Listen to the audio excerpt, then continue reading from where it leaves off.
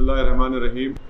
मैं ये पैगाम अहलियान हैदराबाद के लिए और तेलंगाना में रहने वाले तमाम अवाम के लिए एक पैगाम दे रहा हूँ।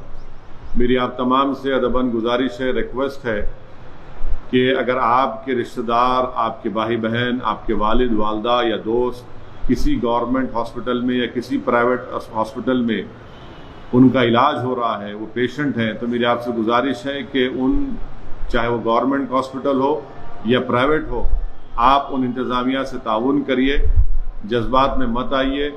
कानून के दायरे में रहकर अगर आपको शिकायत है उस अस्पताल में, अगर आपके पेशेंट को, आपके दोस्त को इलाज उनका सही नहीं हो रहा है, तो आप सही तरीके से कानून के दायरे में रहकर उस अस्पताल के इंतज़ामिया से, सुप्रिटेंडेंट से, आरएमओ से अपनी शिकायत दर्ज कराइए। और ख़ास तौर से मेरी आपसे अपील है कि गवर्नमेंट के जो हॉस्पिटल हैदराबाद में है, चाहे वो गांधी हो जो कोविड के लिए मुख्तसस किया गया है, आप जो अटेंडर्स साथ हैं, मेरी आपसे गुजारिश है जो पेशेंट के साथ अटेंडर्स हैं वो जज्बात में ना आए, डॉक्टर्स का पूरा ताउन करें।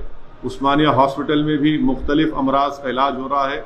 आपको शिकायत अगर है वहाँ पर तो यकीनन दर्ज करवाइए, हमको बताइए, आपके सियासी कायदीन को बताइए और हम इंशाअल्लाह ताला उसको टेकअप करेंगे।